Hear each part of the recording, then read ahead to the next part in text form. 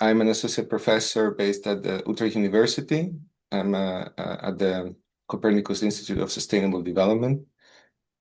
And yeah, my research revolves around transitions, and in particular, I would say transformations. Probably I'll get into the the jargon here, but I'm interested in fundamental transformations in society towards forms of society and economy that live within planetary boundaries, and within those that guarantee human and ecological well-being within biophysical limits.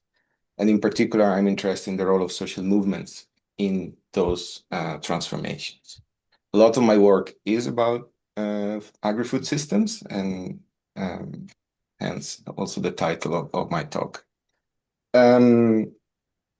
So what I will try to do in this talk is to present some of my research on post-growth food systems, and how I see the transformation of food system or agri-food systems towards post-growth food systems. But by doing that, I also want to show a bit my engagement with sustainability transition research. And it's an engagement that I would define as a bit heterodox. So I adopt a lot of the tools and concepts from, let's say, the more established concepts and tools from sustainability transition research. But an important characteristic of my research has always been that of integrating, mixing, and playing a little bit with also other perspectives, right? And bringing them together. And there is in a sense, it's on the one hand, this shows the promise of STR, but also the limits of it, right? And the need that I felt to reach out to other perspectives and to bring them together. So I hope I managed the double goal of telling you a bit about post-growth food systems and the transformation towards post-growth food systems, but at the same time to tell you about essentially the perspectives and more how I approach that from a more conceptual and analytical perspective. I will, let me just,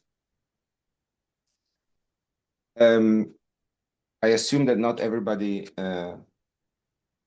in the virtual room is familiar with the problematics around agri-food systems. So I will start with a little bit the background on the issues that characterize industrial capitalist agri-food systems.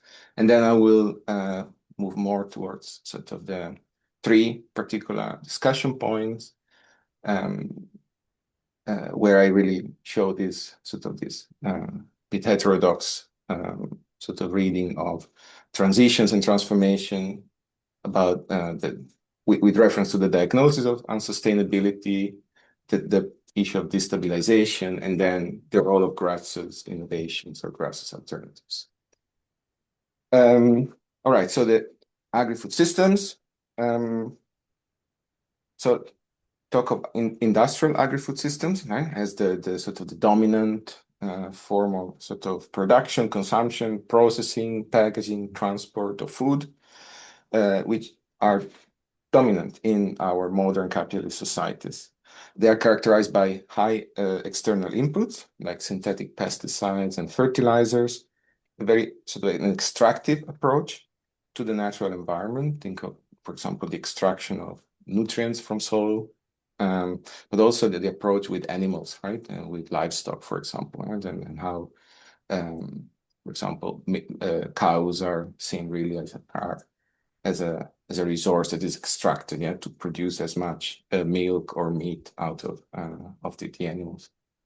Food systems, industrial food system rely on a lot of markets, not only for the distribution food, for example, but also knowledge. And for example, the advisory services that are used by farmers are used to be often public, but they're being privatized more and more. Increasing financialization, growth, yeah, a tendency towards growth and capital accumulation. And on the one hand, these sort of industrial food systems have increased the affordability of the so-called recommended diets. But on the other hand, they are actually falling short of delivering optimal nutrition and health outcomes, environmental sustainability, and to do that for all. Regarding the environmental issues, you see probably a figure that you're familiar with, planetary boundaries, and various studies have shown how agricultural production contributes substantially to the transgression of several of these so-called planetary boundaries, including freshwater use, ocean acidification, atmospheric aerosol loading, and climate change. There are many other negative effects of agri-food systems, industrial agri-food systems, the destruction of biodiversity and ecosystem services, animal welfare issues, high levels of waste and carbon footprint. On the consumption side, obesity, pandemic, and a number of associated health conditions, cardiovascular diseases, diabetes, etc. Poor quality of food or poor access to nutritious and tasty food. We have issues like food deserts and the need and the spread of food banks, yeah, that fill the gap of food system where people can't afford essentially to buy nutritious food, right? So they need to resort to food banks. Labor exploitation is another big issue, especially of undocumented and seasonal migrant workers who actually sustain a lot of the food production also in Europe. And in many contexts, industrial agri-food system expel smallholders and peasants from the land, yeah, in processes of land accumulation. And in that process, also we lose often a lot of diverse and traditional practices and also cultivars, yeah, particular crops, particular fruit, vegetables, or at the same time, so the industrial food systems are really a main source of a lot of negative effects, but also they're vulnerable to the consequences, right? So the agri-food systems are vulnerable to climate change, yeah, to the extreme events, drought, floods, decreasing water availability, yeah, worsening soil quality, and also the suitability of essentially the ecological conditions for different crops changes and shifts, and in many cases decreases. So the extreme events, the disruption, etc., also result in loss of income and rural livelihoods, and also where, especially in contexts where climate change sort of manifests in the form of heat waves and heating, also working the land becomes very difficult. So there's also issues of reduced outdoor labor productivity and the quality of work. Now, with all this background, of course, there's a call for transforming food systems. There's not one call, there's thousands of calls, you know, and every sort of international organizations, loads of NGOs, policy makers, and in different policy arenas, we hear a lot of calls for transforming or transitioning food systems towards food systems that would be reconfigured to produce more desirable outcomes. Yeah, so in terms of nutrition, in terms of ecological performance, environmental sustainability, etc. And of course, that's the part that everybody is familiar with in this audience. So when we talk about transition, yeah, we really look at, or we mean these non-linear, long-term, multi-actor processes that might be characterized also by struggles and tensions between actors, but that sort of transform, yeah, the systems and the socio-technical system towards more sustainable modes of production and consumption. So this is a bit of the background, yeah. So why do we talk about transforming food system in the first place, right? So there's and now I want to get to the sort of these three discussion points, right? So where I want to bring a bit this reading from, well, STR, yes, Sustainability Transition Research, but also integrate that reading with a bit more of a post-growth perspective. So the first sort of first discussion point is really how do we understand the unsustainability of food system, okay? So in a lot of those calls, policy calls, and so again, international organizations, policy arenas, also several NGOs and think tanks, etc. And also a lot in the more, let's say, conventional sustainability transition literature. Unsustainability is mostly understood in terms of environmental performance, okay? We have, of course, also more in holistic frameworks that also look at nutrition, etc. So that's, or justice, the food availability or food deserts and all that type of issues. But several literature reviews have shown that really the environmental performance remains sort of the main focus. And even when multiple sort of foci are present, so not only the environmental performance, but also the economic, the social, etc. The causes of unsustainability in that type of approach, which is really more socio-technical, right? A more standard sort of reading of sustainability transition research. The causes are seen in, for example, dysfunctional technologies or technologies that need to be optimized, socio-technical processes, right? So the fact that these technologies need to be adopted, process of innovation and how innovation in the food system can be pushed. And now a lot of that also goes towards digital and the role of digital technologies and how they can be used to optimize agri-food systems so that less resources are used with better environmental performances. There's of course an issue of resource management that comes to the fore, right? And of course policies and governance. So the reading essentially usually is right. How do we innovate? How do we design policies? How do we align, for example, knowledge, scientific knowledge, and policy processes, so that better outcomes are produced? So that the performance of food system improves. This is all sort of very fine, but it provides a certain reading of why food systems perform the way they do, and also how they might change. Right? There's a lot here that is not said about the causes of unsustainability, and I think that different sort of diagnosis of unsustainability can be proposed, which really comes from a more sort of post-growth perspective. And I want to show how these sort of different issues come to the fore, to an extent overlapping with the issues that I just mentioned, right? The sustainability transition research foregrounds, but also other issues that are overlooked by that perspective.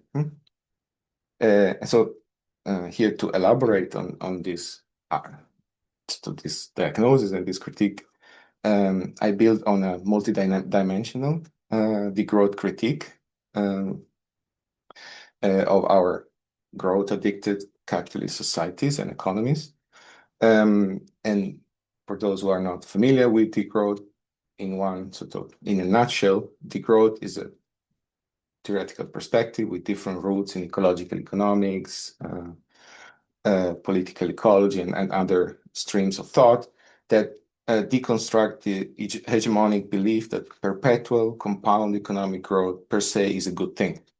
And by contrast, it points towards a form of society and economy that aims for the well-being of all and sustains the ecological basis of life within biophysical and social limits. The critique has several sort of dimensions, and I'll go through them in turn. I took this sort of I borrowed this from the work of Smeltzer and colleagues here, and I apply this now to food systems. So the growth put forward an ecological critiques already by my introduction, really, that connected food system with planetary boundary already sort of points to the certain reading of food system. This is not purely socio-technical, but really looks at the socio-ecological systems. But if we look at that ecological sort of critique from a degrowth perspective, we realize how often in sustainability transition, we assume that the more efficient technology is by default more sustainable, right? However, we know that the capitalist logics, and how the capitalist system works, with this being geared towards more growth, and endless accumulation of capital and economic growth, any gain in efficiency is actually reinvested and reused, and results in so-called rebounds effects, resulting therefore in a less sustainable outcome. Any efficiency gain, in other words, are spent by consumers in further consumption, and are used by companies to invest in further production capacity. Okay, so it's not that we make production more efficient and then we are happy with that. No, the savings are reinvested more production, which sort of fuels this growth and this further environmental impact.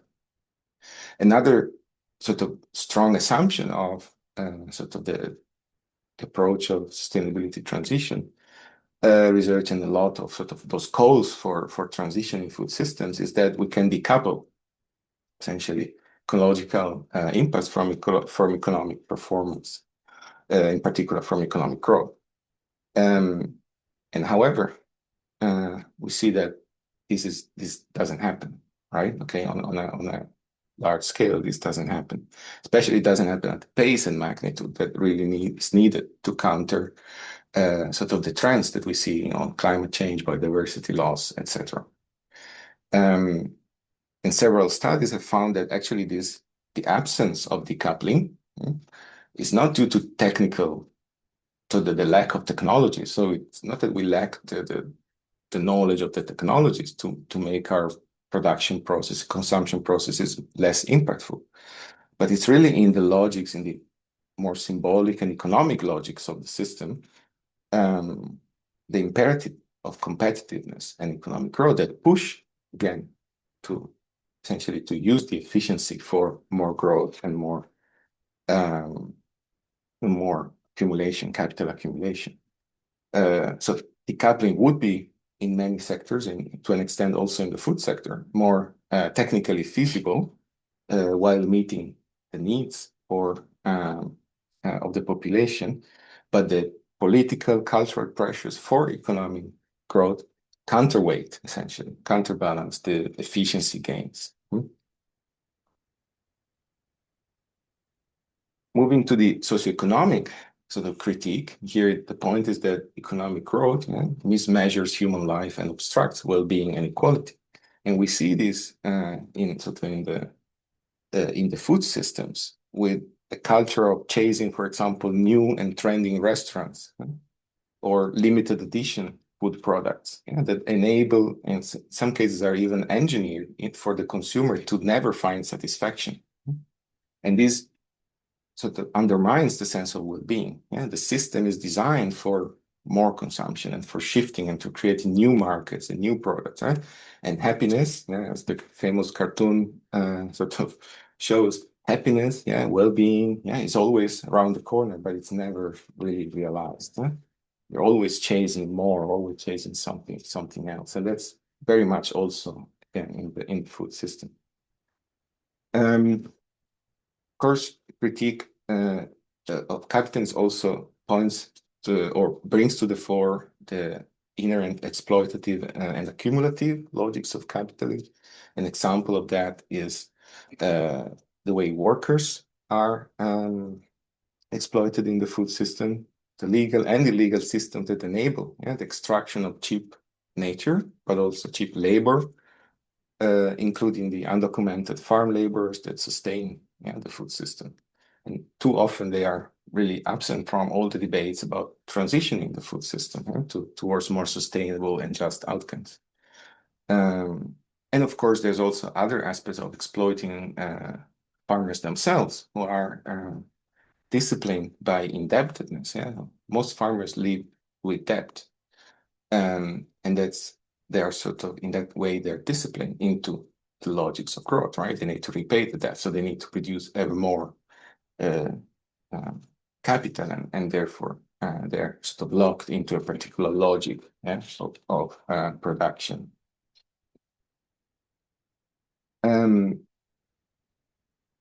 Economic growth and also food systems that are geared towards economic growth produce alienating ways of living together and sort of understanding ourselves and our relations with nature.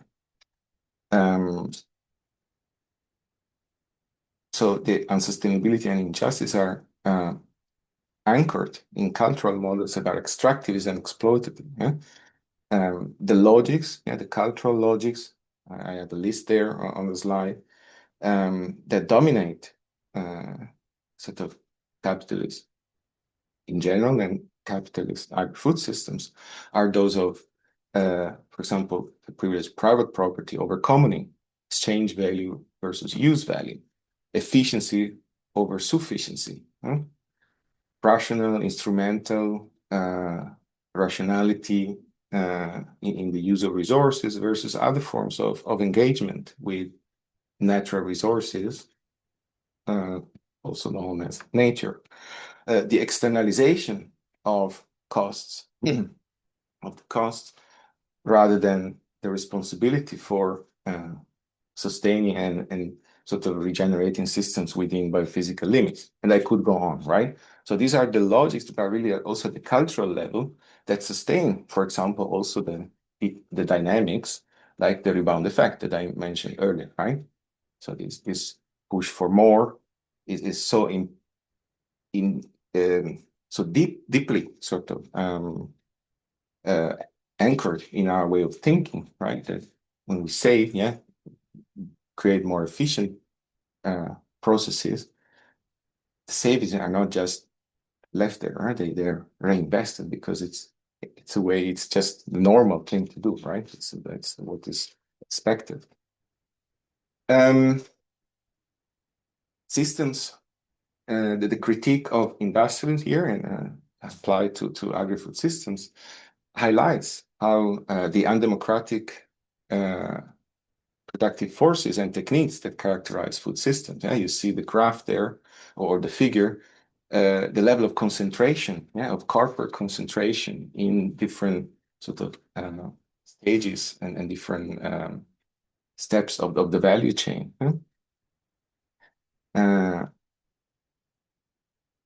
Food systems, the unsustainability and injustices are not just the consequences of poor technologies or the inefficient implementation of business models or market mechanisms or any technical interventions. They are really the result of a design. Yeah, they're design. They're the influence of corporate concentration that undermines, yeah, the sort of the design of different systems essentially.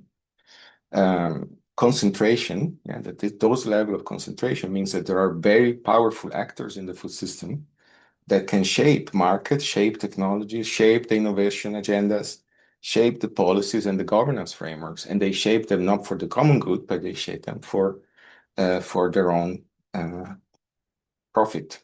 Okay? Therefore, undermining those transitions and transformation towards more justice or better environmental performance. Feminist critique of the agri-food systems highlights gender exploitation and the lack of valuation of the reproductive work that sustains also agri-food systems. So this critique points to the unpaid and undervalued reproductive work that is necessary to sustain capitalist industrial food system. when we think of agriculture, we often think of a model of a conventional family farm, right? The heterosexual couple, the nuclear family following a traditional masculine and feminine role division within the family, within the field as well, right? Productive activities in the food system and leadership, commercial operation, machinery uses, these are sort of assigned to male. And then there are feminine roles, that are the ones that are less valuable, less recognized, housekeeping, cooking, childcare duties, etc., and often unpaid, right?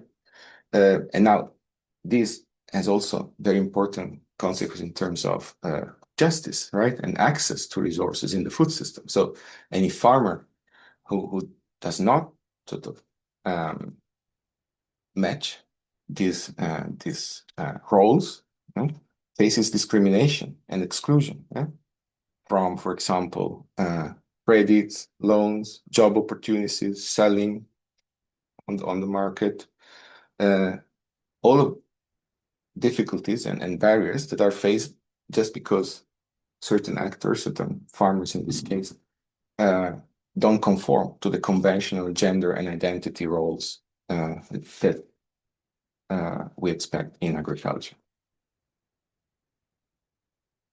And the final sort of dimension here of this critique is the South-North critique, the fact that growth also relies and reproduces relations of domination and extraction and exploitation on a global scale, from the North and South. So this critique highlights these problematic North-South relations and their role in growth-oriented economies. Often the claims about the productivity and efficiency of European agricultural production will omit that this productivity, to an extent, comes at the expense of cheap labor, land, and resources elsewhere in the world. And this was, for example, one of the very important insights of PhD thesis by Maynard Smith, who is an organic farmer himself. So the pursuit of sustainable food production is often achieved by powerful economic actors, often based in the North, outsourcing activities to countries in the South with poor or poorly implemented labor and environmental legislation. Therefore, displacing, externalizing the social and ecological costs by using cheap labor and fossil fuels there. And then, of course, European agriculture looks much more efficient, but actually it's a matter of externalizing cost rather than really changing or transforming the system. And this is not to mention all the turn towards digital agriculture, which of course, again, is often presented as a way to transform food systems, to make them more sustainable or more efficient, etc. But that opens up a whole other extractive business around rare minerals, and the materials that are needed to feed all the digital technologies that we mostly in the global North use also in agriculture.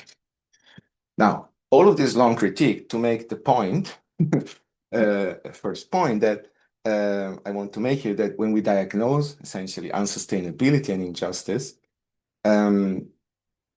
we can have very different views, right? So the one that I presented at the very beginning, right? More about efficiency, innovation, technologies, alignment of policies and governance and knowledge, scientific knowledge, or that plus this, I would say, more fundamental critique of food system as representative of modern capitalist societies. So the issues of unsustainability and injustice are not merely to be found in socio-technical or managerial fallacies, which might exist, right? But also, and again, I would stress more importantly, in political economic structures and cultural models that are of extractivist and exploitative capitalist development. So, say in slightly different words, capitalist structures, societies, and also agri-food systems beyond the real agri-food system. So we need to look at food system within the broader structures, essentially. And if we look for the root causes of the unsustainability of food system in the broader structures, then we tell a different story. It's a different diagnosis. It's not to forget also the socio-technical issues or the need for different business models or the need, right, for innovative process, etc. But we immediately change the narrative and we bring a different reading of what the problem really is. And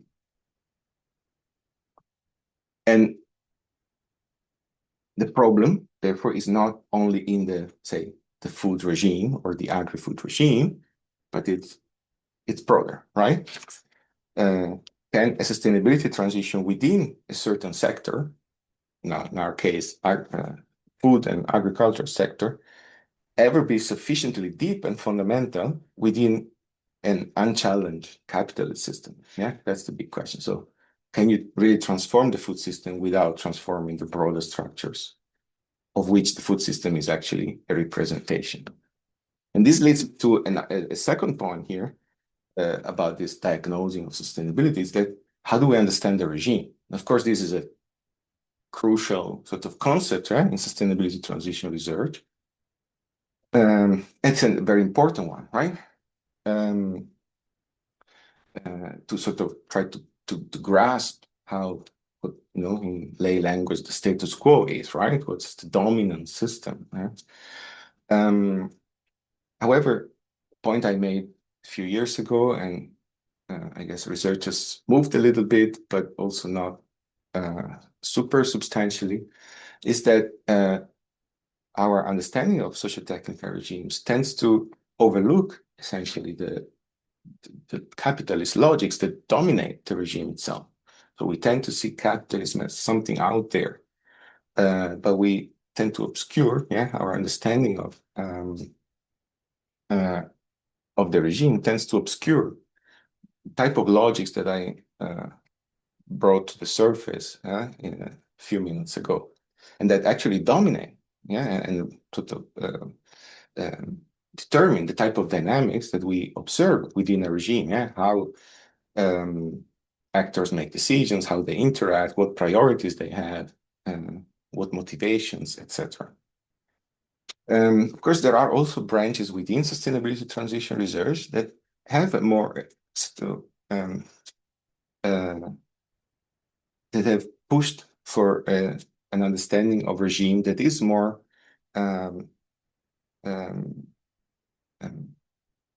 more open to sort of bringing in capitalism, and not just consider it as a some sort of landscape factor, but to really understand how capitalism is sort of shapes regimes and so we have, for example, research on the varieties of capitalism, grassroots innovations, to which I will get back later, but also long wave transition studies.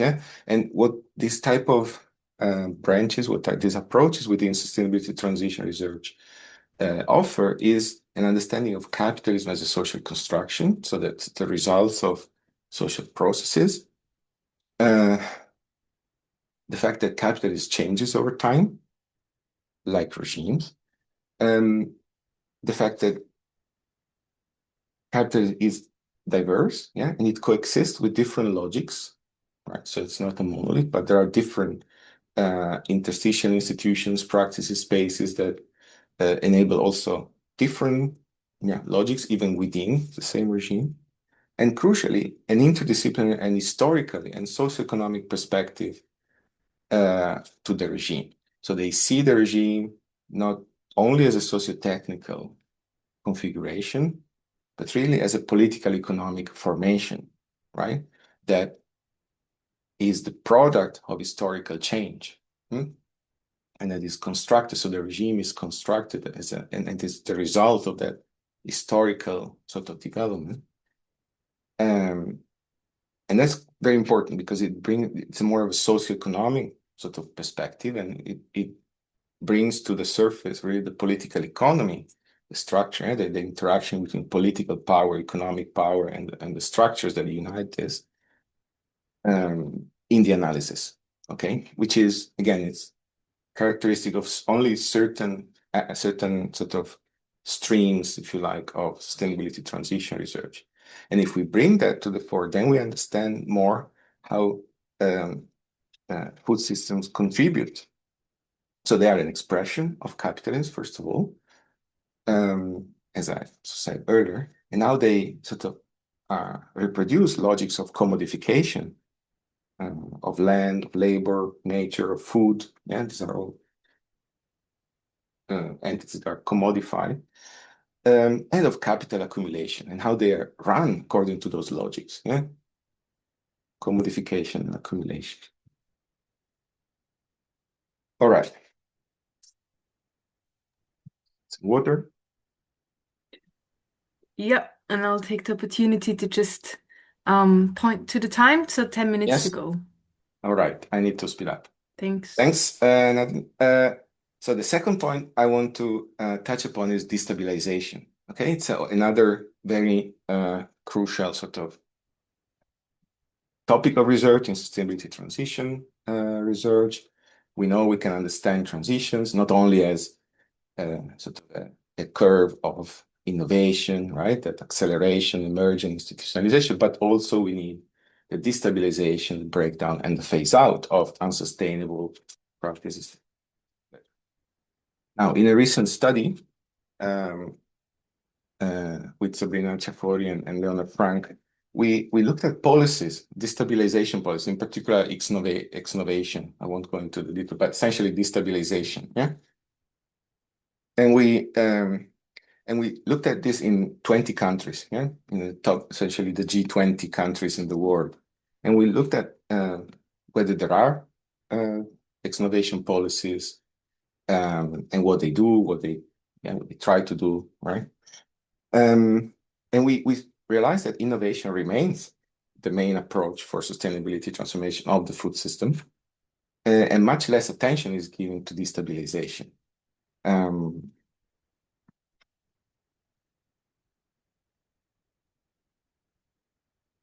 Even more so, often, even when it appears, it's often more an ambition than an actual intervention. That's an actual policy with concrete sort of interventions in food systems.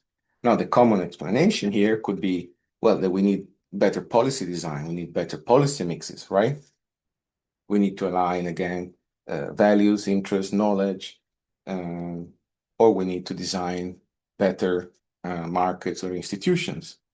However, now building on also on the critique that I introduced earlier, you can also say, okay, actually, the problem is that exnovation, more than innovation, directly targets the vested interests, yeah, the incumbents, right?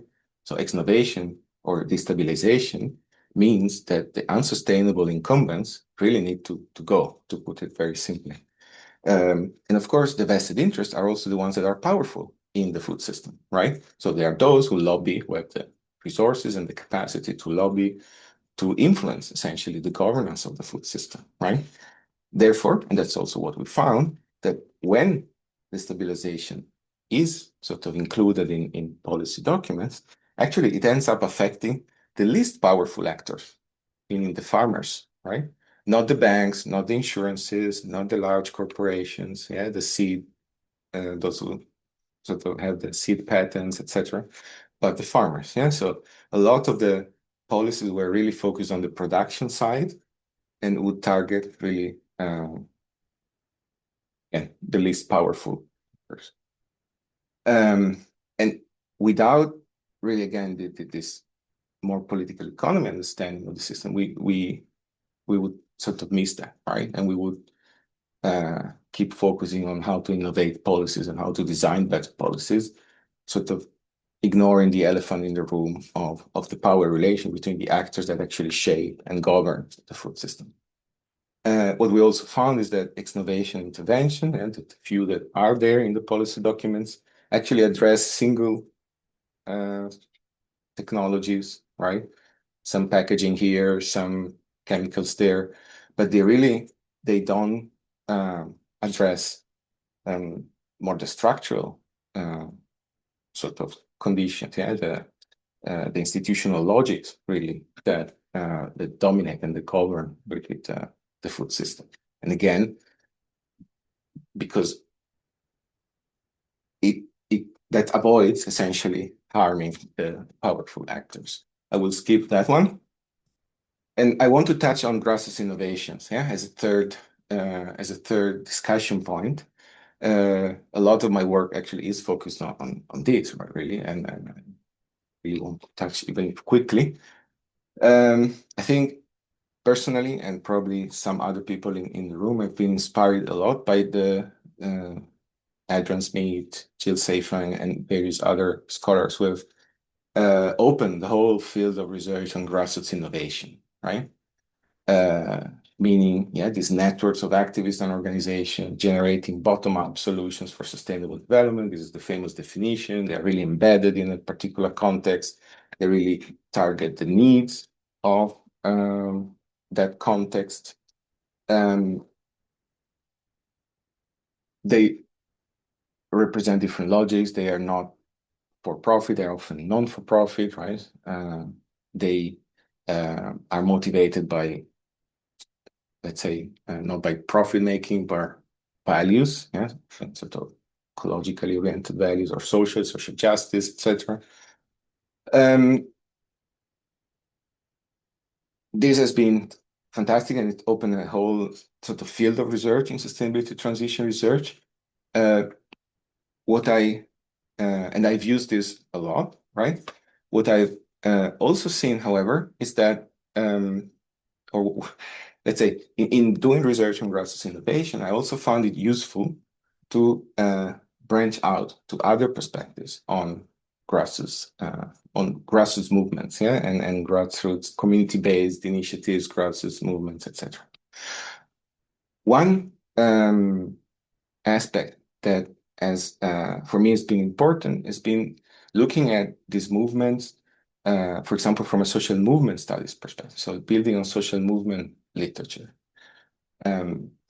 If we look at these grassroots initiatives as innovators, we focus really on the type of social innovation they're proposing, okay? And there's nothing bad with that, right? But I think we miss a lot of what essentially they do and their impacts, okay?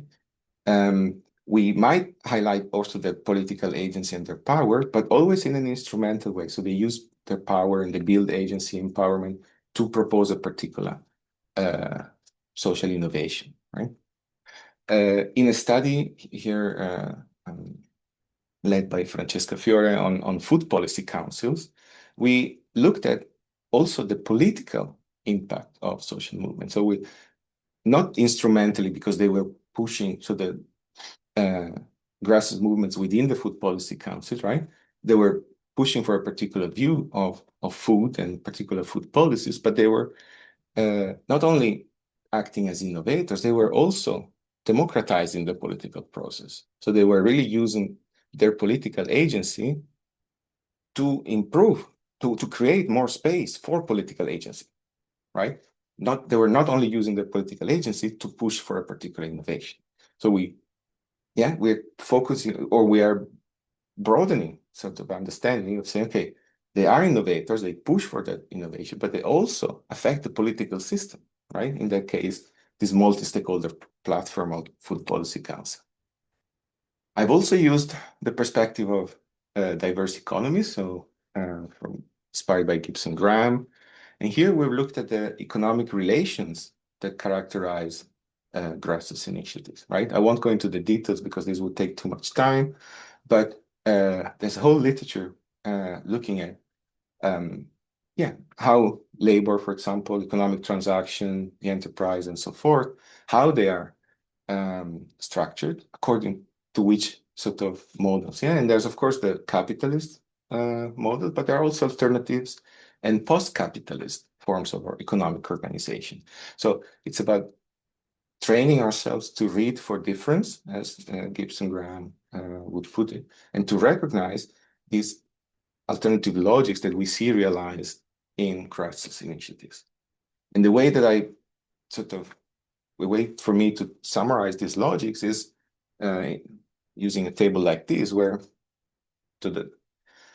we can contrast essentially, right, the logics that we recognize in grassroots initiatives to the logics that dominate the capitalist food system, right? And this is by building on the post-capitalist literature, but also on the commons literature, on feminist literature, and so forth. And of course, not all the grassroots initiatives will realize all of these logics, not all in the same way. A lot of what goes on in grassroots initiatives is through experimentation, as we know from the grassroots innovation literature. So there's a lot of trial and error, experimenting, failing, trying again, etc. But I think we understand what goes on in these initiatives better if we broaden up from sort of the focus on innovation to the focus on the broader impact. And I'll skip that. And we start, if we look into this logic, we start seeing all the other effects, yeah, beyond ecological performance, even beyond food, yeah, even if the initiatives are about food, right? Like community-supported agriculture, food collectives, etc. But they also do a lot of other things, right? They do community building, regardless of food, right? Specifically, they make work meaningful. Yeah, they realize context in which work can be meaningful and not exploitative. They are organized democratically, yeah, in horizontal ways, inclusive ways, practicing sociocracy and other models. They help people sort of re-skill themselves and also unlearn practices that are unsustainable, around food, but even more broadly. And they test, experiment new governance arrangements. Yeah? So that goes sort of much beyond sort of the strictly experimentation of a specific socio-technical innovation, or social innovation in the food system. I'm pretty sure time is up, so I just want to conclude, and of course I'm very happy to take more questions and perhaps to expand on some of these points. But just to summarize a bit what I tried to do, so I tried to give a perspective on post-growth food systems. First, in terms of what type of critique I think we should build on, but also tiny insight into the destabilization and the need for sort of the limits of destabilization for post-growth food systems, and then on the role that grassroots initiatives can play towards post-growth food systems, especially if we look at them really in a very holistic and broad way beyond only the innovation. In talking about post-growth food system, I try to show how I combine in my own research the sustainability transition toolkit, in a sense, concepts like regime, destabilization, niche, grassroots innovations, etc., with other perspectives that I think complement, somehow challenge as well, sustainability transition research, but they also complement it and they give us, at least in my view, in my experience, a richer and more insightful perspective. And of course, I also want to say that I'm not the only one here. I use my research to illustrate this type of approach because it's stuff I know and I can talk about. But of course, there are also many other scholars in the field who are sort of, I think, doing something similar, sort of hybridizing and sort of working a little bit at the bridge, at the intersection of sustainability transition and other fields in a similar way. So I think you can take, or I hope you can take some inspiration here. And the very last slide, it was just a selection of some of the papers that I referenced in the presentation and my contact details in case you'd like to be in touch. And a big thank you.